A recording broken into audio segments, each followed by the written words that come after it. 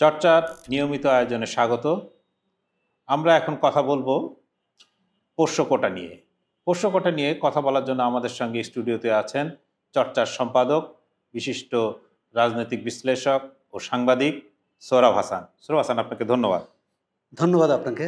সোহরাব হাসান, একটা জিনিস যে আজ থেকে 1 বছরের একটু বেশি সময় আগে এই কোটা এবং কোটা নামক বৈষম্য থেকে মুক্তি পেতেই কিন্তু একটা আন্দোলন শুরু হয়েছিল এবং সেই আন্দোলন থেকেই সরকার পতন এবং এই জুলাই অভ্যুত্থান বা আগস্টের অভ্যুত্থান যেটাই বলি না কেন। কিন্তু আবার আমরা দেখছি যে এই একই কোটা বিভিন্ন ফরম্যাটে বিভিন্ন জায়গায় থেকে যাচ্ছে। যেরকম ধরেন যে রাজশাহী বিশ্ববিদ্যালয়ের পোষ্য কোটা, এইটাকে আপনি কিভাবে ব্যাখ্যা করবেন? আপনি ঠিকই বলেছেন। গত বছর জুলাই মাসে 1 জুলাই আন্দোলন গড়ে উঠেছিল কোটার বিরুদ্ধে।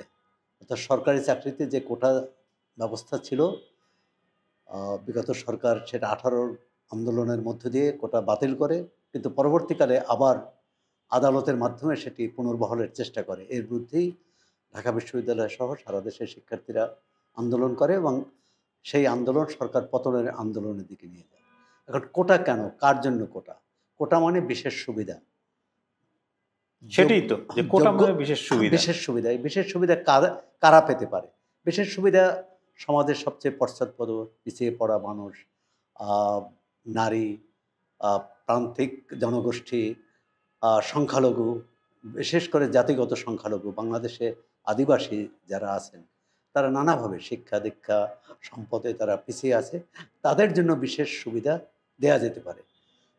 কিন্তু একটি বিশ্ববিদ্যালয় যারা শিক্ষক, যারা কর্মী, তাদের পোষ্য বা অর্থাৎ তাদের সন্তানদের জন্যে বা তাদের স্বজনদের জন্যে বিশেষ ব্যবস্থা নিতে হবে।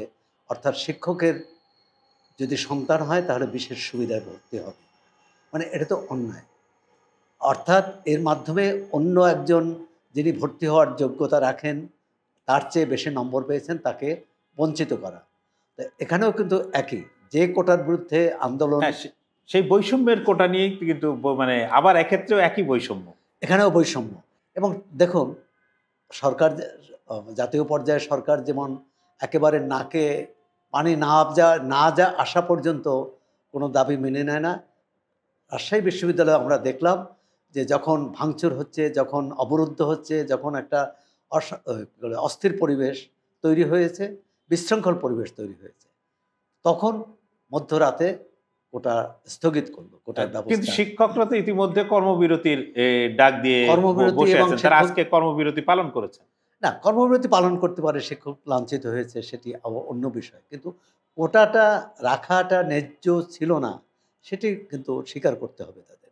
তারা যদি শিক্ষক লাঞ্ছিত হওয়ার প্রতিবাদে কর্মসূচি নিয়ে থাকেন, ঠিক আছে, কিন্তু কোটা বাতিল বা স্থগিত করার প্রতিবাদে যদি এই কর্মসূচি নিয়ে থাকে, সেই কর্মসূচি সাধারণ মানুষ কেউ সমর্থন করবে না।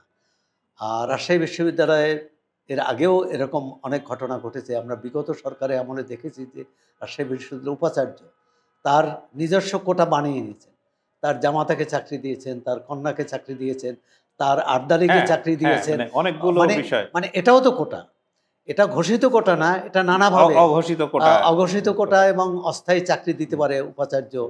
বাংলাদেশের প্রতিষ্ঠানগুলো কিন্তু ব্যক্তিকেন্দ্রিক, রাষ্ট্র যেমন ব্যক্তিকেন্দ্রিক, দল যেমন ব্যক্তিকেন্দ্রিক, প্রতিষ্ঠানগুলোও ব্যক্তিকেন্দ্রিক। উপাচার্য যা বলবেন সেটাই ওই প্রতিষ্ঠানের আইন হয়ে যায়। ওর বিরুদ্ধে সবাই ছিলেন, উপাচার্য বা অন্য যারা প্রক্টর, তারা কিন্তু এটা সমর্থন করেননি। কিন্তু উপাচার্য চেয়েছেন এবং তিনি সরকারের মানে মন্ত্রণালয়ের আদেশ অমান্য করেছেন। ইউজিসি এর বিরুদ্ধে অবস্থান নিয়েছিল, সেটাও তিনি অগ্রাহ্য করেছেন। এইভাবে, এবং দেখুন তারপর তার পরিণতি কি হলো। পরিণতি হলো একটি সরকার পতন হলো এবং বিশ্ববিদ্যালয়ে আমরা তো ভেবেছিলাম জুলাই অভ্যুত্থানের পর শিক্ষাঙ্গনগুলো একটি সুস্থ সুন্দর পরিবেশ থাকবে, সেটা কিন্তু কোথাও নেই।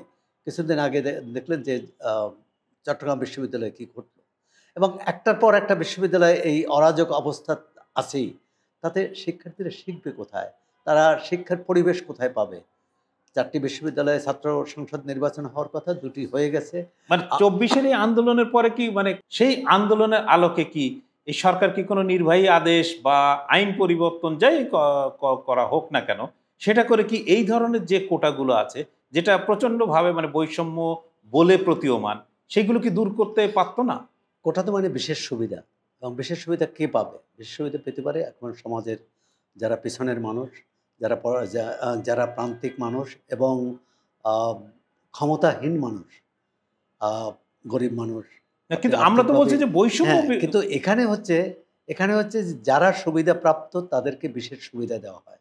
সেটি আপনি মুক্তিযোদ্ধা কোটার নামে, সেটি আপনি অন্য কোটার নামে, আহ, আবার যেমন যেমন বৃদ্ধ ভাতা, সেটা অবশ্যই প্রয়োজন বলে মনে করি। কিন্তু এই যে কোটা বিশ্ববিদ্যালয়গুলো গুলোকে কেন্দ্র করে হয়েছে, এটি তারাই করেছে। এটি দেশের প্রচলিত, মানে এরকম কোনো সরকারি ফরমান নাই যে বিশ্ববিদ্যালয়গুলো ভর্তির ক্ষেত্রে বা চাকরির ক্ষেত্রে এরকম কোটা দেওয়া হবে। আমি মনে করি যে সব এই বিশেষ সুবিধাটা বাতিল করা উচিত। কারণ বিশেষ সুবিধা দেওয়া মানে হচ্ছে একজন একজন ন্যায্য ব্যক্তিকে বঞ্চিত যিনি করা। যিনি ন্যায্য অধিকার পাওয়ার দাবিদার তাকে বঞ্চিত করা। আর সুতরাং যেমন বিশ্ববিদ্যালয়ের শিক্ষক হলে তিনি যেমন বিশ্ববিদ্যালয়ের শিক্ষকের সন্তান হলে তিনি বিশেষ সুবিধা পেতে পারেন না, সাংবাদিকের সন্তান হলেও বিশেষ সুবিধা পেতে পারেন না, আইনজীবীর সন্তান হলেও বিশেষ সুবিধা পেতে পারেন না। সবাইকেই প্রতিযোগিতামূলক পরীক্ষা দিয়ে তাকে চাকরি পেতে হবে, বা পরীক্ষায় ভর্তি হতে হবে। এটি আমরা সব ক্ষেত্রেই আমরা দেখেছি। আপনি বলছিলেন যে জুলাই অভ্যুত্থানের পর এ ব্যাপারে সরকার কোনো সার্কুলার বা কোনো পরিপত্র জারি করতে পারবে না। এটি কিন্তু নৈতিকতার প্রশ্ন, শুধু পরিপত্র জারি নয়, নৈতিকতার প্রশ্ন। একসময় আমরা দেখতাম যে নৈতিকতা তো আমরা কেউ মানছি না, কোনো নৈতিকতাই আমাদের নেই। রাষ্ট্র কিন্তু শুধু আইন দ্বারা চলে না, নৈতিকতা দ্বারা চলে, মূল্যবোধ দ্বারা চলে, আদর্শ দ্বারা চলে। বাংলাদেশ যে একটি রাষ্ট্র, এটি বাংলাদেশের এই ভূখণ্ডের মানুষ ঠিক করেছে যে আমরা একটা রাষ্ট্র করব। সেই রাষ্ট্রে একটা নীতি থাকবে, সেই রাষ্ট্রের আমাদের স্বাধীনতার ঘোষণাপত্রে যে কথাটি বহুল উচ্চারিত, বহুবার উচ্চারিত, হয়তো কোটি কোটি বার উচ্চারিত হয়েছে, যেমন মানবিক মর্যাদা, সামাজিক ন্যায় বিচার এবং সাম্য। তো আমরা কোনোটাই মানছি না। এই যে জুলাই অভ্যুত্থান হলো, অভ্যুত্থানের পর মানুষের আকাঙ্ক্ষা ছিল কি? আকাঙ্ক্ষা ছিল যারা পিছিয়ে পড়া তাদেরকে সামনে তুলে আনবে এবং সমান অধিকার নিশ্চিত হবে, যার যার যোগ্যতা অনুযায়ী তার প্রাপ্য পাবে। সেটি হয়নি। চাকরির ক্ষেত্রে হয়নি, ভর্তির ক্ষেত্রে হয়নি। আমি মনে করি বিশ্ববিদ্যালয়ের যে অভিভাবক প্রতিষ্ঠান ইউজিসি এক্ষেত্রে একটি গুরুত্বপূর্ণ ভূমিকা পালন করতে পারে। শিক্ষা মন্ত্রণালয় পারে, চাপিয়ে দেওয়ার বিষয় না, কিন্তু এটার একটা অভিন্ন নীতিমালা থাকবে ভর্তির ক্ষেত্রে, চাকরির ক্ষেত্রেও। একসময় দেখা যেত রেলওয়েতে যারা চাকরি করেন বংশ পরম্পরায় চাকরি, সেটা একটা পুরো অভিন্ন ভারত থেকে সেই সিস্টেম ছিল। কিন্তু সেটি সব ক্ষেত্রেই যদি হয় তাহলে তো অন্যেরা বঞ্চিত হয়। যার বাবা চাকরি করেন না সে তো আর কোনোদিন চাকরি পাবে না। সুতরাং এই আমি বলবো যে এটা ভালো প্রথা নয়, এই খারাপ প্রথা পরিহার করাই উচিত। আর আমরা কোনো বিশ্ববিদ্যালয়ে কোটা নিয়ে, পোষ্য কোটা নিয়ে আন্দোলন দেখতে চাই না, অপ্রীতিকর ঘটনা দেখতে চাই না, এবং শিক্ষক লাঞ্ছিত হবেন শিক্ষার্থীদের কাছে এ ধরনের ন্যাক্কারজনক ঘটনার ঘটবে, এটাও দেখতে চাই না। ধন্যবাদ সোহরাব হাসান। আপনারা এতক্ষণ পোষ্য কোটা নিয়ে সোহরাব হাসানের মতামত শুনলেন। আমরা জানতে চাই আপনাদের মতামত। আমাদের চর্চা.com-এর ফেসবুক পেজ এবং ইউটিউব চ্যানেলে আপনারা গিয়ে আপনাদের মতামত জানান। আপনাদের মতামত আমাদেরকে সমৃদ্ধ করবে, ভবিষ্যতে দিক নির্দেশনা দেবে। ধন্যবাদ।